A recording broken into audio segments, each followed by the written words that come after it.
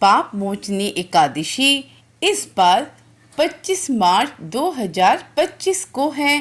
तो चलिए सुनते हैं पाप मोचनी एकादशी की कथा। एक बार की बात है, भगवान श्री कृष्ण ने कहा, हे अर्जुन, चैत्र मास के कृष्ण पक्ष की एकादशी को पाप मोचनी एकादशी के नाम से जाना जाता है। एक बार की बात है, पृथ्वीपति राजा मानधाता ने लोमश ऋषि से यही प्रश्न किया था जो तुमने मुझसे किया है।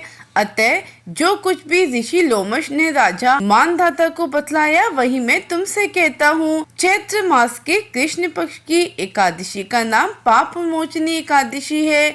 इनके व्रत के प्रभाव से मनुष्यों के अनेक पाप नष्ट हो जाते हैं। मैं तुम्हें इस व्रत की कथा सुनाता हूँ, तो ध्यान पूर्वक श्रवण करो। प्राचीन समय में चैत्ररथ नामक एक वन था।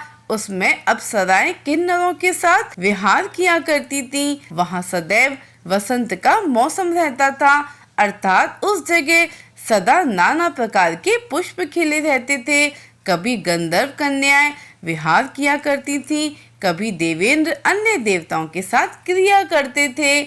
उसी वन में मेधावी नाम के एक ऋषि भी तपस्या में लीन रहते थे। वे शिव भक्त थे। एक दिन मजु घोषा नामक की एक अप्सरा ने उनको मोहित कर उनकी निकटता का लाभ उठाने की चेष्टा की। इसलिए वह कुछ दूरी पर बैठ वीणा बजाकर मधुर स्वर में गाने लगी। उसी समय शिव भक्त महर्षि मेधावी को कामदेव भी जीतने का प्रयास करने लगे।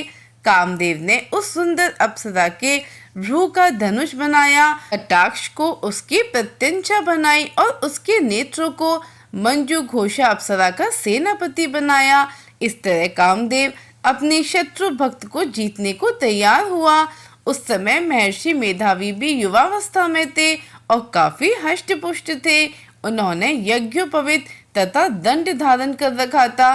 वे दूसरे कामदेव के समान प्रतीत हो रहे थे। उस मुनि को देखकर कामदेव के वश में हुई मज्जु घोषा ने धीरे धीरे मधुर वाणी से वीणा पर गायन शुरू किया। तो महर्षि मेधावी भी मज्जु घोषा के मधुर गाने पर तथा उसके सौंदर्य पर मोहित हो गए। वह अप्सरा मेधावी मुनि को कामदेव से पीड़ित जानकर उनसे आलिंगन करने लगी। महर्षि मेधावी उसके सौंदर्य पर मोहित होकर शिव रहस्य को भूल गए और काम के वशीभूत होकर उसके साथ रमण करने लगे। काम के वशीभूत होने के कारण मुनि को उस समय दिन रात का कुछ भी ज्ञान न रहा और काफी समय तक वे रमण करते रहे। तद उपरांत मजु घोषा उस मुनि से बोली, हे ऋषिवर, अब मुझे बहुत समय हो गया है, अतः स्वर्ग जाने की आज्ञा दीजिए। अप्सरा की बात सुनकर ऋषि ने कहा, हे मोहिनी, संध्या को तो आई हो, प्रातःकाल होने पर चली जाना। ऋषि के ऐसे वचन को सुनकर अप्सरा उनके साथ रमण करने लगी। इस प्रकार दोनों ने साथ साथ बहुत समय बिताया। मजु घोषा ने एक दिन ऋषि से कहा, हे विप्र, अब आप मुझे स्वर्ग जाने की आज्ञा दीजिए। मुनि ने इस बार भी वही कहा, हे रूपसी, अभी ज्यादा समय व्यतीत नहीं हुआ है, कुछ समय और ठहरो। मुनि की बात सुन अप्सरा ने कहा, हे ऋषिवर, आपकी रात तो बहुत लंबी है, आप स्वयं ही सोचिए कि मुझे आपके पास आए कितना समय हो गया, अब और ज्यादा समय तक ठहरना क्या उचित है। अप्सरा की बात सुन मुनि को समय का बोध हुआ और वह गंभीरता पूर्वक विचारने लगे। जब उन्हें समय का ज्ञान हुआ कि उन्हें रमण करते 57 वर्ष बीत चुके हैं, तो वह अप्सरा को काल का रूप समझने लगे। इतना ज्यादा समय भोग विलास में व्यर्थ चला जाने पर उन्हें बड़ा क्रोध आया।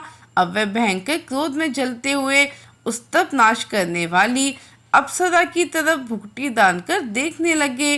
क्रोध से उनके अधर कांपने लगे और इंद्रियां बेकाबू होने लगी।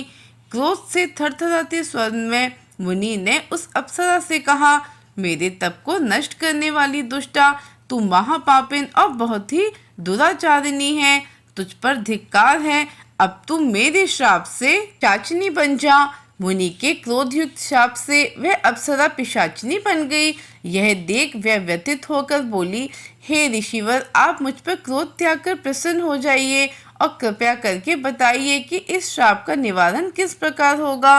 विद्वानों ने कहा, साधुओं की संगत अच्छा फल देने वाली होती है और आपके साथ तो मेरे बहुत वर्ष व्यतीत हुए हैं, अतः आप मुझ पर प्रसन्न हो जाइए, अन्यथा लोग कहेंगे कि एक पुण्य आत्मा के साथ रहने पर मंजू घोषा को पिशाचिनी बनना पड़ा। मंजू घोषा की बात सुनकर मुनि को अपने क्रोध पर अत्यंत ग्लानि हुई, साथ ही अपकीर्ति का भय भी हुआ, अतः पिशाचिनी बनी। मंजू घोषा से मुनि ने कहा, तूने मेरा बड़ा बुरा किया है, किंतु फिर भी मैं तुझे इस शाप से मुक्ति का उपाय बतलाता हूँ।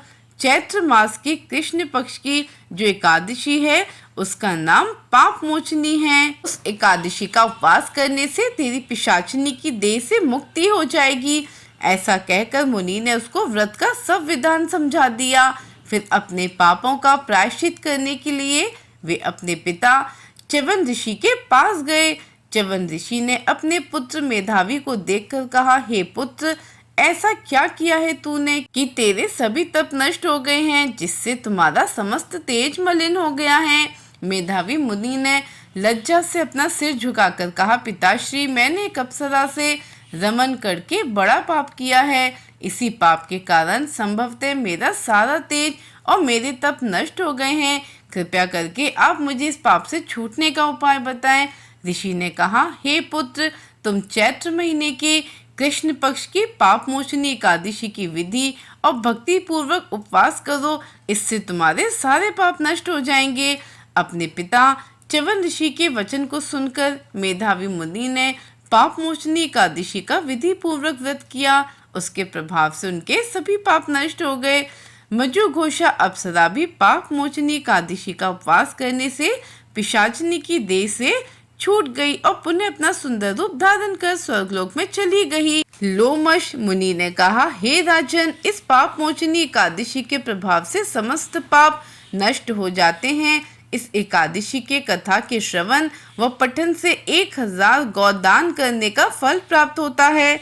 इस उपवास के करने से ब्रह्म हत्या करने वाले, स्वर्ण चुराने वाले, मद्यपान करने वाले, अगम्यागमन करने वाले आदि भयंकर पाप भी नष्ट हो जाते हैं और अंत में स्वर्गलोक की प्राप्ति होती है। तो ये थी पाप मोचनी एकादशी की संपूर्ण व्रत कथा। आप सभी को पाप मोचनी एकादशी की शुभकामनाएं। जय श्री गणेश, जय श्री श्याम, जय श्री राधे।